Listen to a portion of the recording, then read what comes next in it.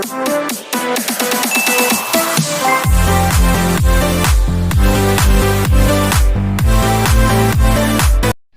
hi my dear viewers!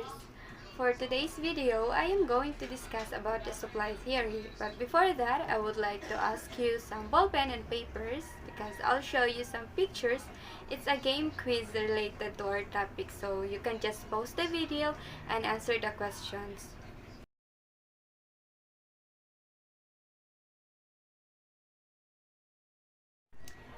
So hi again! How was the quiz? Naka-answer mo? Okay, pwede ninyo i-send sa kuha inyong answer, tapos pag i-check na ko, pag tama inyong answer, I'll give you some token of participation. Okay? It's a deal. Okay.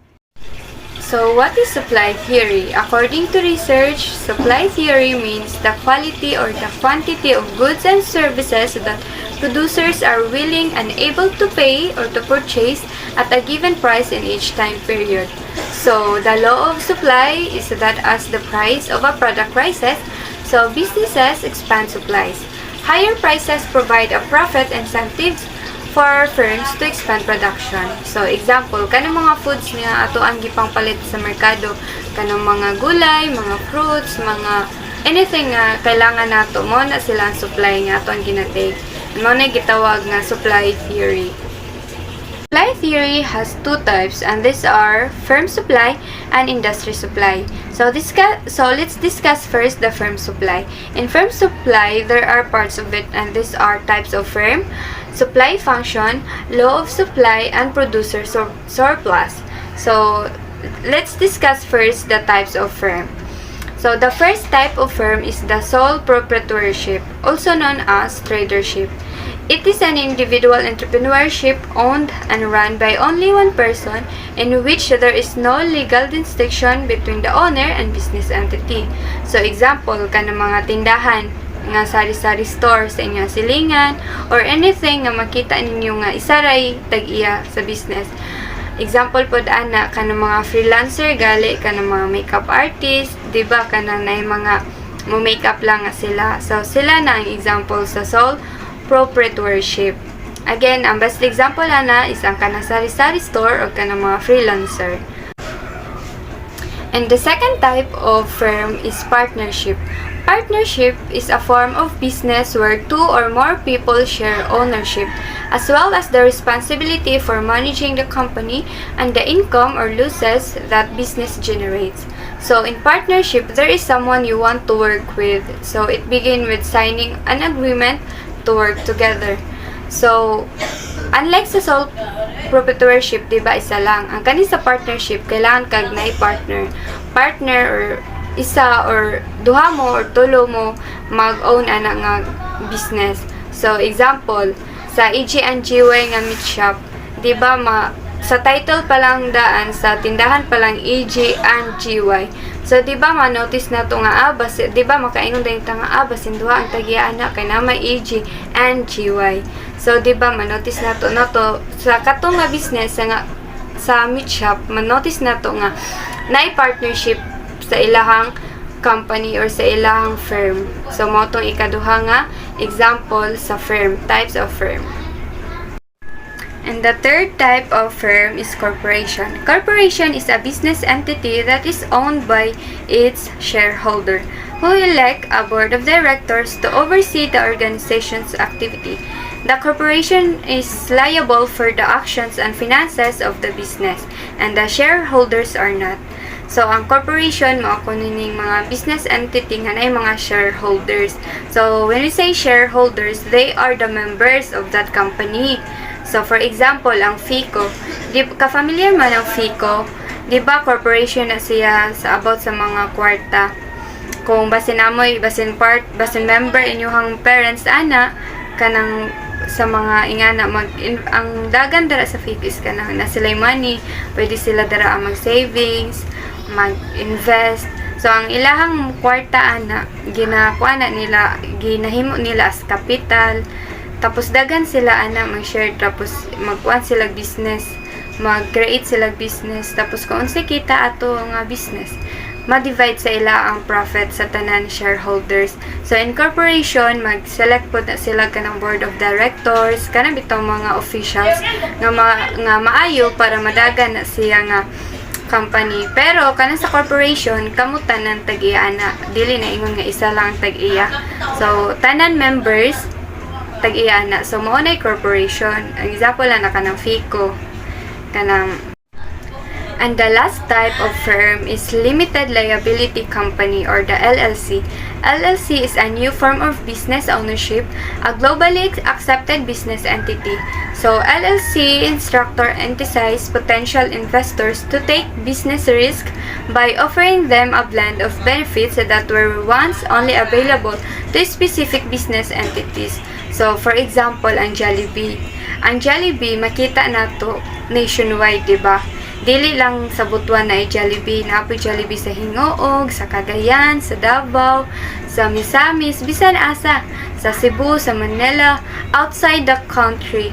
So mo na sila ang example sa limited liability. Yan ni siya, oh. Nay owner anang Jollibee, diba? Nay owner ana. Tapos nay mga investors or mga businessman nga mo purchase sa Jollibee. Mo na sila nga, uy, pwede ba mo palit ko ana ang Jollibee nimo, mupalit kog branch, pwede ba maki-branch ko ana imo ang Jollibee. So ang ending, maghimo sila Jollibee dito sa specific nga location. So company na silang ending, daghan na kag Jollibee nga branches, daghan na branches sa Jollibee, pero bawat branch ana nay tagsa ka owner. Pero at the end, ang kana siya nga Jollibee isa rin tag-iyaan na, pero daghan nag-investors, daghan na purchase. Mao nang gitawag sila og limited liability company. So naay mga utang-utang nga kanang purchase nga mahitabo nga palit-palit, nga paliton ilahang logo, paliton ilahang mga sundugon jud ba as in. So branch na siya. Ingana mahitabo sa limited liability company. So we're done about the types of firm. So, diri na po to sa ikaduha, which is the supply functions. So, supply function is a numerical portrayal of the association between the amount expected, quantity, demand of a product or services, its a value, and other related factors. So, I'll show you some pictures about this para makita ninyo, para mas masabot sab ninyo kung unsa ni ang supply functions. So, mao na siya. So, the third part of firm supply is the law of supply. So, law of supply is the economic law that states that all other factors are being equal. As the price of a good or services increases, the quantity of goods or services that suppliers offer will increase and vice versa. So, an increase in prices leads to an increase in the value of the offer. And at the same time, and decrease in prices leads to an decrease in the value of the offer. So, for example, I'll show you some picture again para mas magets ninyo kung unsa ang law of supply. So, mo ni siya. And the last part of firm supply is the producer surplus. So, what is producer surplus? Producer surplus is the total amount that a producer benefits from producing and selling a quantity of a good at the market price. So, it is the difference between the amount that a seller would be willing to accept for their products or services versus that whose products or services are actually worth on the market. So, sa ato pa, mao ni ang willingness sa mga sellers nga ibaligya sa market. So, kana mga tindera bito sa merkado, kana makita nato dara ang mga baligya. Nana sila specific nga baligya kung asa makaingon sila nga ay kanihalino ni.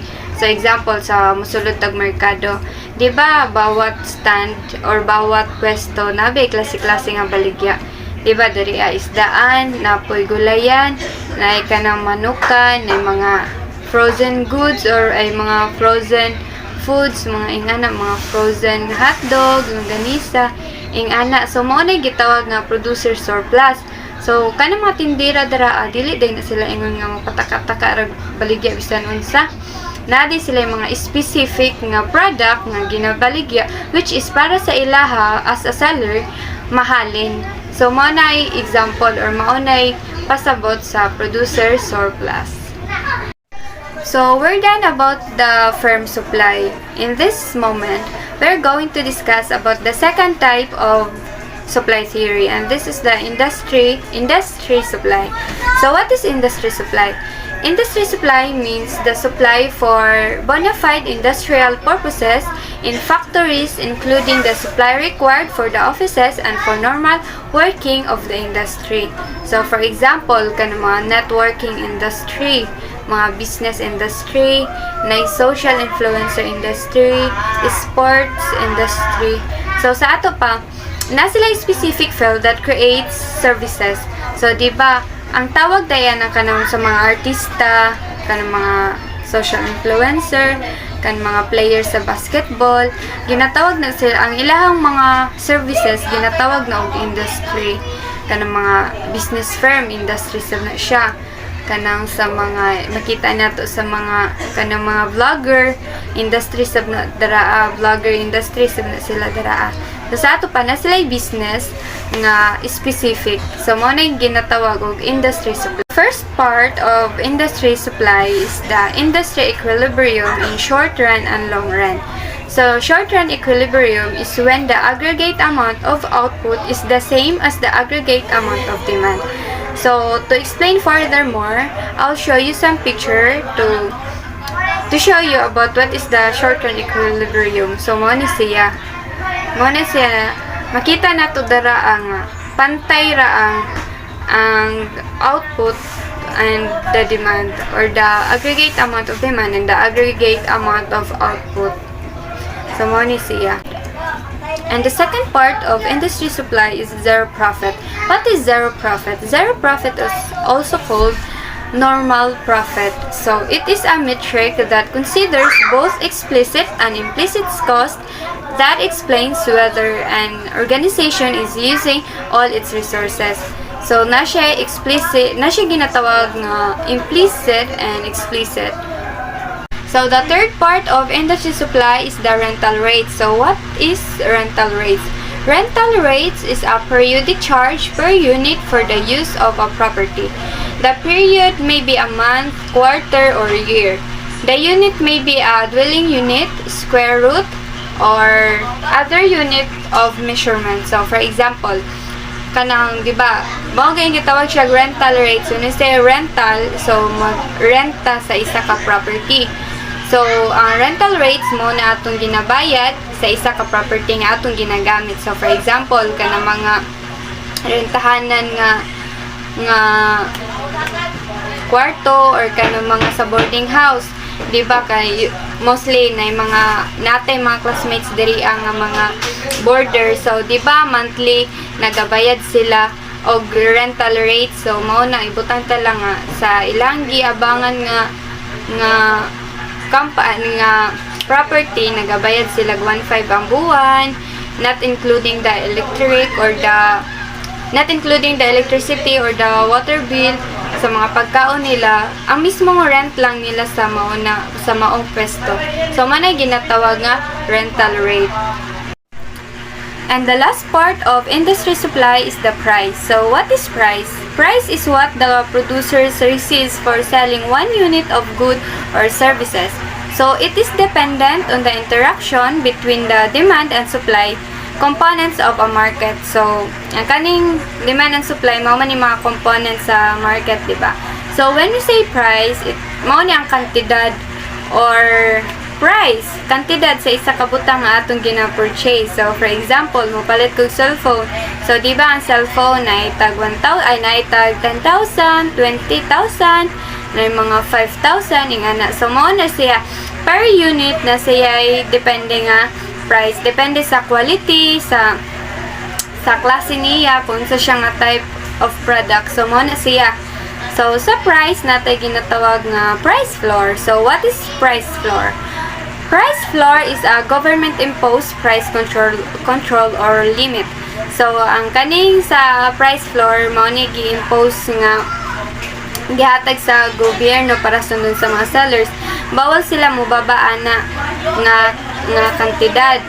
So, naputay ginatawag nga price ceiling. So, what is price ceiling? Price ceiling is the mandated maximum amount A seller is allowed to charge for a product or services.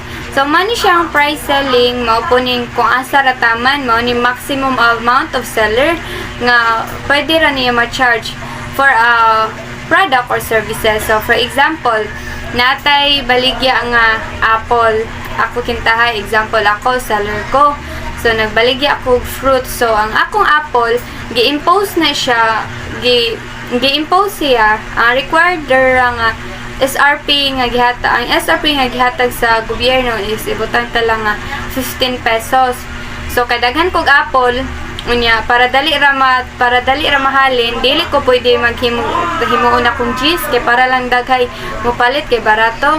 Kay di ba sa market daghan man pud ko competitor, so dili pwede nga sila nag 15 tapos akong babaon og juice para sa ako mudagsa ang mga tao. Dili na siya pwede kay mawala man ang healthy nga competition sa market. So ang sa price ceiling di po ko pwede mo lapas, dili pud pwede nga ang akong apple ibaligyan akong tag 100 ang buok kay di ba overpricing ra pud kayo.